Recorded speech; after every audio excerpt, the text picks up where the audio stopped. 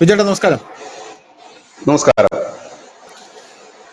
Russian president Vladimir Putin കഴിഞ്ഞ ദിവസം ഇന്ത്യയിൽ വന്നു. ഊഷ്മളമായിട്ടുള്ള സ്വീകരണം കൊടുത്തു. അദ്ദേഹം പല പല കരാറുകളിൽ ഒപ്പിട്ടു. നമ്മുടെ രാഷ്ട്രപതി ദ്രൗപദി മുർമുവിനെ കണ്ടു. അതിനുശേഷം അത്താഴ വിരുന്നുണ്ടായിരുന്നു. രാഹുൽ ഗാന്ധിയെ വിളിച്ചില്ല, മല്ലികാർജ്ജുൻ ഖാർഗെയെ വിളിച്ചില്ല, പകരം ശശി തരൂരിനെ വിളിച്ചു.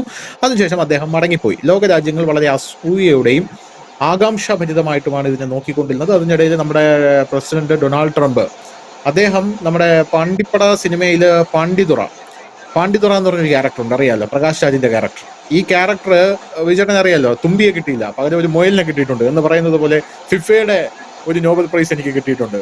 ഒറിജിനൽ കിട്ടിയില്ല, പക്ഷേ ഈ കുന്നംകുളം നോബൽ പ്രൈസ് കൊണ്ട് അഡ്ജസ്റ്റ് ചെയ്യണം എന്ന് പറഞ്ഞ് രംഗത്തെത്തുന്ന ഒരു കാഴ്ചയൊക്കെ നമുക്ക് കാണാനായിട്ട് സാധിച്ചു. അപ്പൊ ലോകം അതിലോട്ട് കോൺസെൻട്രേറ്റ് ചെയ്യുമെന്ന് വിചാരിച്ചു. പക്ഷെ ലോകം കോൺസെൻട്രേറ്റ് ചെയ്ത് മൊത്തം ഇന്ത്യയിലും പുടിനിലുമാണ് എന്നുള്ളത് നമ്മൾ കഴിഞ്ഞ ദിവസം കണ്ടതാണ്.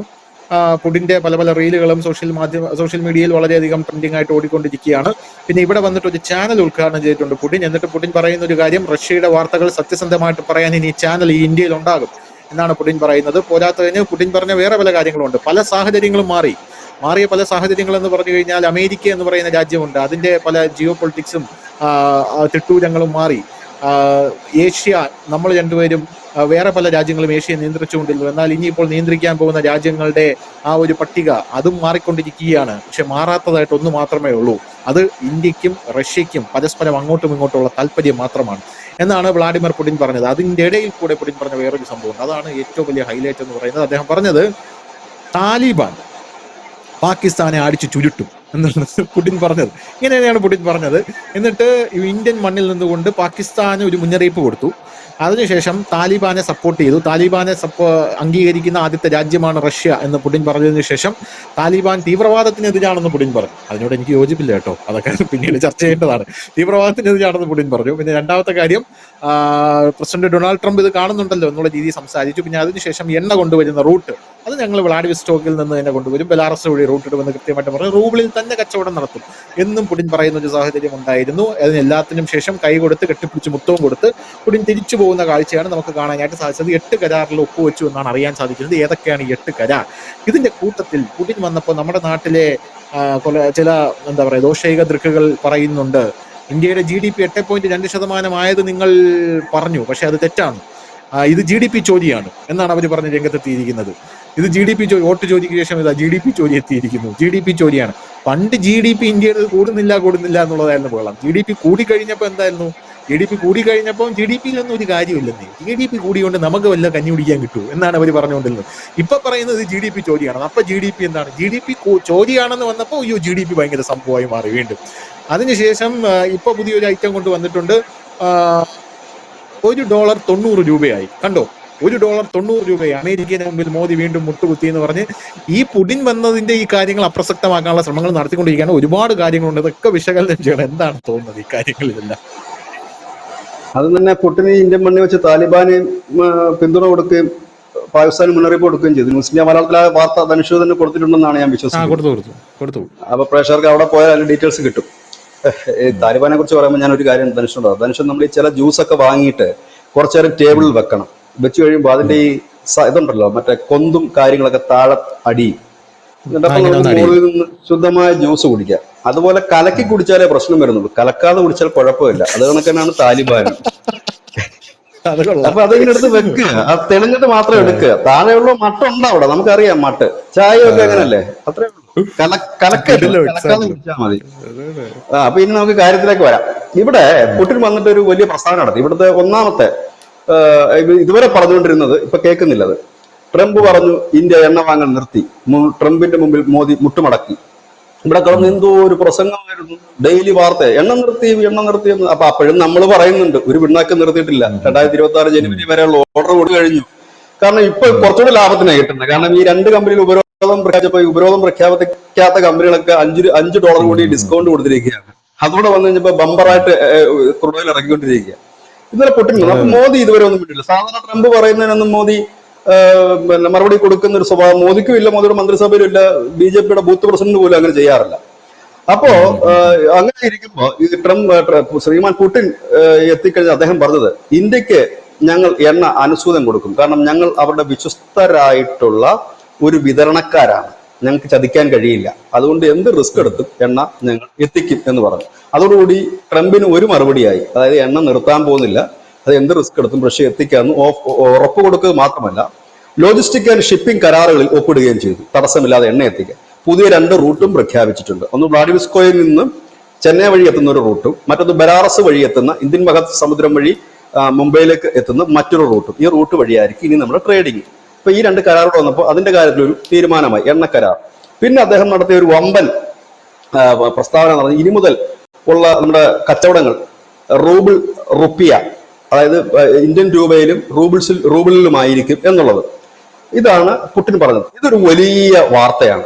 പക്ഷെ പലരും ഇതിന്റെ പ്രാധാന്യം മനസ്സിലാക്കുന്നു. ഇവിടെ ഒരുപാട് പേര് നമ്മുടെ പ്രേക്ഷകരും ചോദിക്കും, GDP നമ്മൾ ഭയങ്കരമായെന്ന് പറഞ്ഞിട്ട് രൂപയുടെ മൂല്യം എന്താ ഇങ്ങനെ ഇടിഞ്ഞിടിഞ്ഞ് താഴ്ത്തു പോകുന്നു? പ്രിയപ്പെട്ട പ്രേക്ഷകരുടെ അറിവിലേക്ക്, ഞാനൊരു എക്കണോമിസ്റ്റ് ഒന്നും അല്ല, എങ്കിലും ഞാൻ എന്റെ പരിമിതമായ അറിവിൽ നിന്ന് ഞാൻ പറയുന്നു, GDP വേറെ, രൂപയുടെ മൂല്യം കുറയുന്നത് വേറെ. കടലും കടലാടിയും പോലെ ഉള്ള വ്യത്യാസം ഇതിനുണ്ട് എന്നുള്ള, മലയും എലിയും പോലുള്ള വ്യത്യാസം ഉണ്ടെന്ന് അറിയുക. GDP എന്ന് പറഞ്ഞാൽ നമ്മുടെ രാജ്യത്തെ ആഭ്യന്തര ഉൽപാദനത്തിന്റെ ഉയർച്ചയിൽ ആണ് കാണിക്കുന്നത്, വർധനവിനെയാണ് കാണിക്കുന്നത്. അതായത് സിമ്പിളായി പറഞ്ഞാൽ, നമ്മുടെ വീട്ടിൽ 4 പേരുണ്ട്, 4 പേരും കൂടെ പണിക്ക് പോകുമ്പോൾ ഒരു മാസം കിട്ടുന്ന സാലറി 1 ലക്ഷം രൂപ. അതിനകത്ത് 1-2 പേര് ഓവർ ടൈം ചെയ്താൽ ചിലപ്പോൾ ആ മാസം നമുക്ക് 2 ലക്ഷം രൂപ കിട്ടും. 2 ലക്ഷം രൂപ കിട്ടിക്കൊണ്ടിരുന്നിടത്ത് ഓവർ ടൈം കൂടെ ചെയ്താൽ 2.5 ലക്ഷം രൂപ കിട്ടും. അപ്പോൾ അടുത്ത മാസവും നമുക്ക് 2.25 ലക്ഷം രൂപ കിട്ടി, അതിനടുത്ത മാസം നമുക്ക് 2.40 കിട്ടി. അങ്ങനെയെങ്കിൽ 3 മാസം, അതിനാണ് ക്വാർട്ടർ എന്ന് പറയുന്നത്, പാദം എന്ന് പറയുന്നത്. അങ്ങനെ 1-ാം പാദത്തെ നമ്മുടെ വീടിന്റെ GDP എടുത്തു കഴിഞ്ഞാൽ ശരാശരി എത്രയായി? 2.2 ഇല്ല 2.3 എന്ന് പറയും. അതിനടുത്ത മാസം നമ്മുടെ വീട്ടിൽ പണി ഉള്ളവർക്കൊന്നും ഓവർ ടൈമില്ല, സാലറി മാത്രമേ ഉള്ളൂ. അപ്പൊ നമ്മുടെ ഇൻകം 2 ലക്ഷമാണ്. അതിന്റെ അടുത്ത 3 മാസം 2 ലക്ഷമാണെങ്കിൽ നമ്മുടെ ആ ക്വാർട്ടറിലെ 2-ാം ക്വാർട്ടറിലെ നമ്മുടെ ഇതിനെ നമ്മൾ പറയുന്നത് എന്താണ്?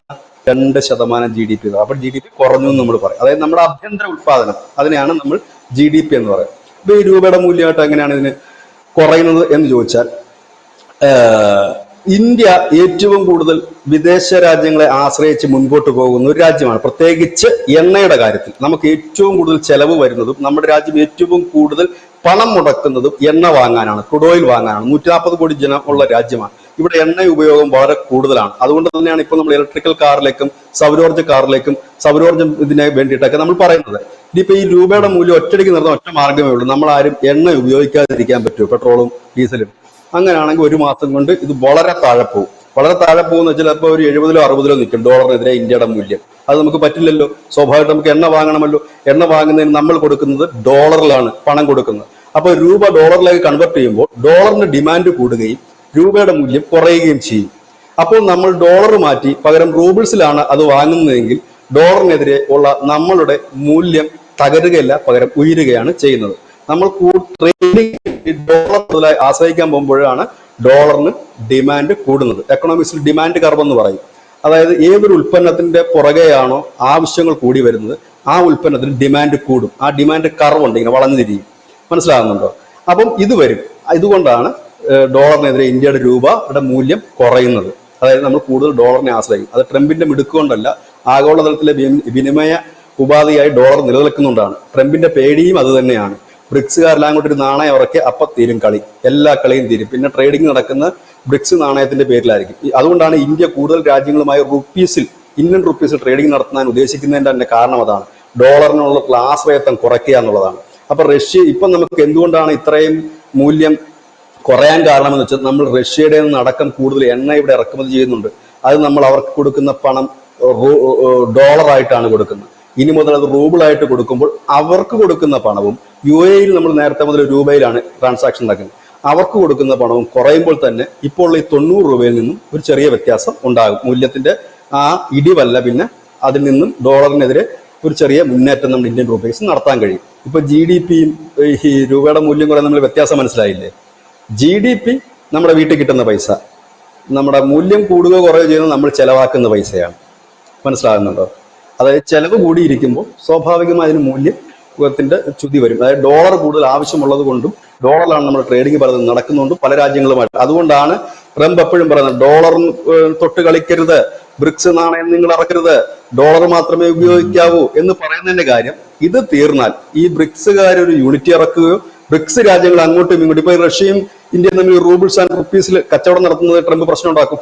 ട്രംപ് പറഞ്ഞു കഴിഞ്ഞിട്ടുണ്ട്, ഡോളറില്ലാതെ വേറെ ഒന്നിനും കച്ചവടം ചെയ്യരുത് എന്ന് പറഞ്ഞിട്ടുണ്ട്. അങ്ങനെ കച്ചവടം ചെയ്ത് കഴിഞ്ഞാൽ ഇതിനകത്ത് ഇപ്പൊ അയാൾ ചെയ്യാൻ പോകുന്ന കുറെ കാര്യങ്ങളുണ്ട്. ഇത് കച്ചവടം ചെയ്ത് കഴിഞ്ഞാൽ ഇപ്പൊ ഇതിന്റെ ട്രാൻസാക്ഷൻ നടക്കുന്ന ബാങ്കുകളൊക്കെ നിരോധിക്കും, ഉപരോധം പ്രഖ്യാപിക്കും പുള്ളി. അപ്പൊ അവർക്ക് മറ്റു രാജ്യങ്ങളൊന്നും ചെയ്യാൻ കഴിയില്ല. പക്ഷെ അതിന് വേണ്ടിയിട്ടാണ് ഈ പുട്ടിന്റെ കൂടെ ഇന്നലെ റിസർവ് ബാങ്കിന്റെ, അവരുടെ റഷ്യൻ റിസർവ് ബാങ്കിന്റെ ഉദ്യോഗസ്ഥരും എത്തിയിരുന്നു. അപ്പം ഇവിടെ അവർ നേരിട്ട് ഡീലിങ്സ് ചെയ്യാൻ ഒരു ചാനൽ അവർ തുറക്കുകയാണ്. ബ്രോഡ്കാസ്റ്റിംഗ് ചാനൽ മാത്രമല്ല, ഇങ്ങനെ ഒരു ചാനൽ ഇവിടെ തുറക്കുന്നുണ്ട്. ഇതാണ് ഇവിടെ സംഭവിച്ച ഒരു കാര്യം. ഇത് ഒരു വലിയ മറുപടി തന്നെയാണ് കൊടുത്തിരിക്കുന്നത്. ഇനി എന്താണ് ഇന്ത്യയും റഷ്യയും ചെയ്യാൻ പോകുന്നത്? ഇവിടെ രണ്ട് കാര്യങ്ങളുണ്ട്. പുടിനെ സംബന്ധിച്ച് ഇന്ത്യയെ മാറ്റി നിർത്തി മുൻപോട്ട് പോകാൻ കഴിയില്ല. കാരണം ലോകം മുഴുവൻ വെറുക്കുന്ന ഒരു ഭരണാധികാരിയായി പുടിൻ മാറിക്കഴിഞ്ഞിരിക്കുന്നു. കാരണം യൂറോപ്യൻ യൂണിയൻ രാജ്യങ്ങളൊക്കെ ഇദ്ദേഹത്തെ എവിടെ കണ്ടാലും അറസ്റ്റ് ചെയ്യാൻ നടക്കുമ്പോൾ ഇന്ത്യ പോലെ മഹത്തായ ഒരു വലിയ രാജ്യം വലിയ സ്വീകരണം നൽകുമ്പോൾ പുടിനെ സംബന്ധിച്ച് അഭിമാനകരമായ നേട്ടമാണ്. ആപത്തിൽ മുങ്ങി താഴാൻ പോകുന്ന ആ സുഹൃത്തിന് നെഞ്ചോട് ചേർത്ത് പിടിച്ച മോദി തന്നെയാണ് റഷ്യൻ മനസ്സിൽ എന്നും ഹീറോ ആയിട്ട് നിൽക്കുന്നത്.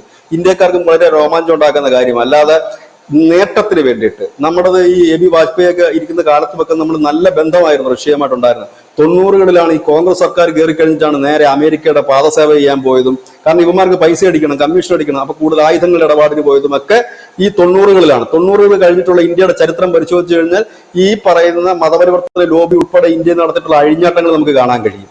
ഇപ്പൊ വീണ്ടും മോദി വന്നപ്പോഴത്തേനും യഥാർത്ഥ സ്നേഹിതൻ ആരാണെന്ന് അവർ തിരിച്ചറിയുകയും ഇസ്രയേൽ പോലുള്ള ഒരു രാജ്യത്തേക്ക് പോകാൻ ധൈര്യം കാണിക്കുകയും ചെയ്ത ഒരു പ്രധാനമന്ത്രിയാണ്. കാരണം ആരൊക്കെയാണ് നമ്മുടെ യഥാർത്ഥ സുഹൃത്തുക്കളെന്ന് അദ്ദേഹം തിരിച്ചറിഞ്ഞ് പറയാൻ കഴിയുന്ന ഒരു പ്രധാനമന്ത്രിയായിരുന്നു വന്നത്. അപ്പോൾ നമ്മൾ ആത്മാഭിമാനം പണയം വെച്ചിട്ടല്ല ഇവിടെ പുടിനെ കൊണ്ടുവന്നിരിക്കുന്നത്. അഭിമാനം മുറുകെ പിടിച്ചിട്ട് തന്നെയാണ് മുമ്പോട്ട് പോകാൻ കഴിയുമെന്ന് 101% ഉറപ്പുള്ളത് കൊണ്ട് തന്നെയാണ് പുടിനെ വിളിച്ച് രാജകീയമായ ഒരു സ്വീകരണം നമ്മൾ നൽകിയത്. അതല്ലെങ്കിൽ വേറെ ഒരു ഭരണാധികാരിയാണെങ്കിൽ ഇപ്പൊ മുട്ട് വിറച്ച് അമേരിക്കയുടെ വീട്ടിൽ പോയി ട്രംപിന്റെ തുണിയും കഴുകി അവിടെ ഇരുന്നതിന്. അതായിരുന്നു മുമ്പ് നമ്മൾ കണ്ടിരുന്നത്. അതുണ്ടായിട്ടില്ല എന്നുള്ളതാണ്. പിന്നെ ഈ ഭയപ്പെടുത്തുന്ന ഒരു കാലഘട്ടം അമേരിക്കയുടെ പോയി കഴിഞ്ഞിരിക്കുന്നു. അത് മനസ്സിലാകാത്ത ട്രംപും ട്രംപിന്റെ ആരാധകർക്കും മാത്രമാണ്. ജിയോ പൊളിറ്റിക്സ് മനസ്സിലാക്കുന്നില്ലെങ്കിൽ ദൈനംദിന പൊളിറ്റിക്സ് മനസ്സിലാക്കുന്നവർക്ക് മനസ്സിലാക്കും. അതിന് അവർ പറയുന്ന കാര്യം റഷ്യയുടെ നിന്ന് കൂടുതൽ ആയുധം വാങ്ങുന്നു, അവര് ചിലപ്പോൾ സോഴ്സ് കോഡ് തന്നില്ലെങ്കിൽ എന്ത് ചെയ്യും? പൊട്ട S-400ന്റെ സോഴ്സ് കോഡ് നമുക്ക് തന്നതുകൊണ്ടാണ് S-400 ഭംഗിയായി നമുക്ക് ഉപയോഗിക്കാൻ കഴിഞ്ഞത്. ചൈനയ്ക്ക് S-400 കൊടുത്തു, സോഴ്സ് കോഡ് കൊടുത്തില്ല. അപ്പൊ ചൈന പ്രശ്നം ഉണ്ടാക്കി, അവർക്ക് നീരസം ഉണ്ടായിട്ടുണ്ട് റഷ്യയോട് സോഴ്സ് കോഡ് കിട്ടാത്തണ്ട്. അമേരിക്ക തന്ന ഏത് ഉപകരണത്തിനാണ് സോഴ്സ് കോഡ് തന്നത്? അമേരിക്ക നമുക്ക് ഇപ്പോഴും വൈകിപ്പിച്ചോണ്ടിരിക്കുകയല്ലേ നമ്മുടെ എഞ്ചിനുകളും മറ്റുമൊക്കെ നമ്മൾ മുമ്പോട്ട് പോകാതിരിക്കാനായിട്ട്, നമ്മുടെ വിമാനം നിർമ്മിക്കാനായിട്ട്. അങ്ങനെ തൊരപ്പം പണി കാണിക്കുന്ന, അവന് വിടുവേല ചെയ്യുന്നവനല്ല ഇന്ന് ഇന്ത്യ ഭരിക്കുന്നത്. അവനോടൊപ്പം ഈ രാജ്യത്തെ ബഹുഭൂരിപക്ഷം ജനങ്ങളുമുണ്ട്. അതാണ് ഇപ്പോൾ നടന്നിരിക്കുന്നത്. അതായത് പുടിനെ കൊണ്ട് മോദി ആർക്കൊക്കെയാണോ മറുപടി പറയേണ്ടത് അതെല്ലാം കൃത്യമായിട്ട് പറയിച്ചിട്ടുണ്ട്. പാകിസ്ഥാന് കൃത്യമായിട്ടൊരു മുന്നറിയിപ്പ് പുടിൻ കൊടുത്തിട്ടുണ്ട്. പാകിസ്ഥാൻ അടിച്ച് ചുരുട്ടും എന്നുള്ള കാര്യത്തിൽ 101% പുടിന് സംശയമൊന്നുമില്ല. പിന്നെ മറ്റൊരു കാര്യം പറഞ്ഞത്, അതും നമ്മൾ ഡിസ്കസ് ചെയ്യേണ്ട ഒരു വിഷയം കൂടെ ഉണ്ട് ഇതിനകത്ത്. അതായത് ഭീകരവാദത്തിന് ഒന്നിച്ചു നിന്ന് പോരാടും എന്ന് പറഞ്ഞത്, മറ്റു രാജ്യങ്ങൾ ഭീകരവാദം ഉണ്ടാകുമ്പോൾ 2 ദിവസം കഴിഞ്ഞിട്ട് ഇറക്കുന്ന പ്രസ്താവനയല്ല റഷ്യയുടെ ഭാഗത്തു നിന്ന് ഉണ്ടാകാൻ പോകുന്നത്. പകരം റഷ്യ കൂടി നേരിട്ട് എത്തിക്കൊണ്ട് ഈ ഭീകരവാദികളെ തുരത്തും എന്ന് പറയുമ്പോൾ നാളത്തെ ഒരു അടിക്ക് നമ്മളോടൊപ്പം റഷ്യ ഉണ്ടാകും എന്നുള്ള കാര്യം കൂടി ഉറപ്പാക്കാം. കാരണം ഇതിനു മുമ്പ് അവർ പറഞ്ഞ ചരിത്രമുണ്ട്. 1971 അവർ നമ്മളോടൊപ്പം നിന്ന ചരിത്രമുണ്ട്. അന്ന് അവർ പറഞ്ഞത് ഇന്ത്യയെ തൊട്ടാൽ ഞങ്ങളും കൂടെ ഉണ്ടാകും, അത്തരത്തിലൊരു കരാറുണ്ട്. പക്ഷെ അന്ന് USSR ആയിരുന്നു, ഇന്ന് റഷ്യയാണ്. ഇപ്പോഴും അത് തന്നെയാണ് അവർ പറയുന്നത്. ഈ ഭീകരവാദം മോസ്കോയിലും ഇത് തന്നെയാണ് അവസ്ഥ. അവിടെയും ഭീകരവാദം നടന്നു. അതാണ് മോദി എടുത്തു പറഞ്ഞു, മോസ്കോയുടെ പേരിൽ എടുത്തു പറഞ്ഞു. അവിടെ നടന്നായാലും പഹൽഗാമിൽ നടന്നായാലും ഭീകരവാദമാണ്. അതിനെ ഞങ്ങൾ ഒന്നിച്ചെതിർക്കുക തന്നെ ചെയ്യും. ഒന്നിച്ചെതിർക്കുക എന്ന് പറയുമ്പോഴത്തേനും എവിടെങ്കിലും ഇരുന്നിട്ട് ഒരു പ്രസ്താവന നടത്തുകയല്ല, ഞങ്ങൾ അനുശോചിക്കുന്നു എന്ന് പറയുന്ന പ്രസ്താവന നടത്തുകയല്ല. പകരം ആയുധവും എടുത്തുകൊണ്ട് കൂടെ കട്ടക്കിറങ്ങാൻ വരും എന്ന് തന്നെയാണ് ഇതിന് വ്യക്തമാകുന്നത്. എനിക്കറിയില്ല എന്തുകൊണ്ടാണ് അദ്ദേഹം പറഞ്ഞ വാക്കുകളും ഈ കരാറിനെ ഒക്കെ കുറിച്ച് നമ്മുടെ മലയാള മാധ്യമങ്ങൾ ചർച്ച ചെയ്യാതെ പോയത്. കാരണം വളരെ ഇമ്പോർട്ടന്റ് ആയിട്ടുള്ള ഒരുപാട് കാര്യങ്ങളുണ്ട്. കഴിഞ്ഞ 2 ദിവസമായിട്ട് നമ്മുടെ ന്യൂസ് ഇന്ത്യ മലയാളം ചാനലായാലും ഈ പോയിന്റ് ആയാലും ഒക്കെ നിരന്തരം കൊടുത്തുകൊണ്ടിരിക്കുന്ന റഷ്യ പുടിൻ ഈ മീറ്റിങ്ങിനെ കുറിച്ചും അവിടുത്തെ ചെറിയ ചെറിയ സംഭവങ്ങളൊക്കെ, അതൊക്കെ നമ്മുടെ ജനത്തിന് അറിയാൻ ആഗ്രഹമില്ല. എന്തുകൊണ്ടാണ് ആ മാധ്യമങ്ങൾ അത് വലിയ രീതിയിൽ കൊടുക്കാതെന്ന് എനിക്ക് ഇതുവരെ മനസ്സിലാകുന്നത്. ഇതാണ് നമ്മുടെ നാട്ടിലെ രാജ്യത്തിന്റെ ഒരു മാധ്യമ പ്രവർത്തനം. അതുകൊണ്ട് അതാണ് നമുക്ക് വേണ്ടത്. അതുകൊണ്ടാണ് നമ്മളെ കണക്കുള്ള മാധ്യമങ്ങൾ അത് കൊടുക്കാൻ തയ്യാറാകുന്നത്. കാരണം അത് നമ്മളെ സംബന്ധിച്ച്, നമ്മുടെ രാജ്യത്തെ സംബന്ധിച്ച് വലിയ വാർത്ത തന്നെയാണത്.